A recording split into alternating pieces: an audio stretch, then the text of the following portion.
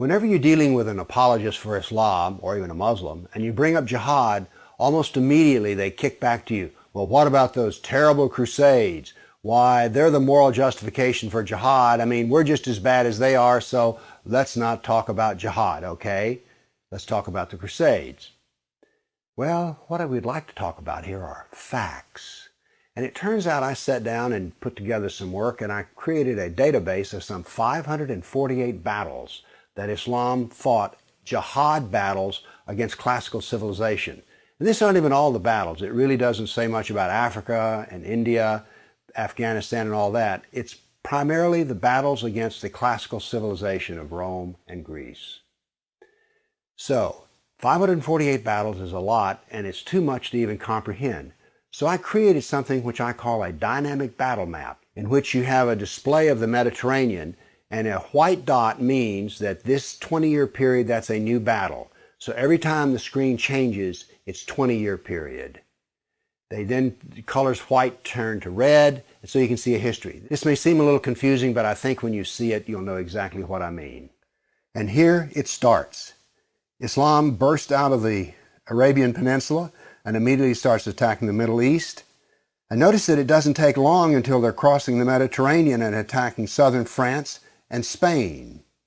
Notice something here. Most people think of Islam, they think of Arabs, they think of desert, and yet here we see that Islam is projecting power throughout the Mediterranean. Notice how the little islands of the Mediterranean are getting hammered. The navy of Islam would attack coastal towns, kill, rob, rape, and then take slaves. So this whole battle map, as it unfolds, you're seeing slaves being taken. Over 1 million slaves were taken out of Europe into the Islamic world. That's something you don't think about much, but it's absolutely true. There were over 200 battles fought in Spain alone. And we also see, however, on the east coast in Turkey, that Islam is trying to break into Europe.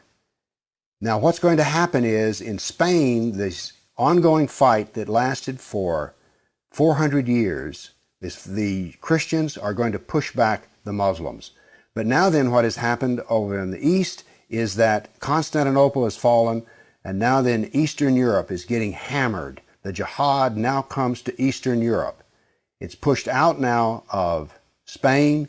Northern Africa is now completely Islamic. The Middle East is completely Islamic. This is all jihad, relentless jihad. And why is it so relentless? Well, Muhammad was relentless in his jihad. And these people are good students of Islam, and so it's against the kafir, on and on.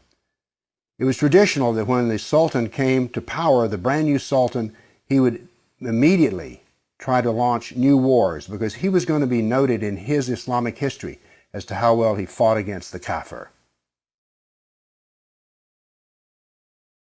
So that's what the jihad looked like over that time period, 548 battles. But remember, when you bring up jihad, people want to bring up the Crusades. So I also prepared a dynamic battle map of all the offensive raids of the Crusaders. Let's watch it and make a comparison. And so it begins. The Crusades enter into Turkey and the Middle East. Battles go on, but aren't there far fewer than you thought there might be? And here we go. The last battles are fought, and that is the end of the Crusades. So now then we can talk about some facts. Yes, there were Crusades, but notice they ended centuries ago, and jihad is being practiced today. Jihad has been with us for 1,400 years. There is no comparison between jihad and the Crusades, certainly not a moral comparison. And when you're looking at the Crusades, remember, in one sense, all of the Crusades were defensive wars. Why? Well, as we saw on the first jihad map, it was Islam that came out of Arabia and conquered the Middle East, a Christian Middle East. And so the Crusaders were trying to free their Christian brothers and sisters from jihad. So there's no moral comparison at all. The motivation of the Crusaders was to free Christians. The purpose of jihad is to enslave the kafir. So the next time you hear somebody talk about, oh, those dreadful Crusades, you've seen some facts about the matter. Why don't you pipe up and tell them you know, you don't really know the matter.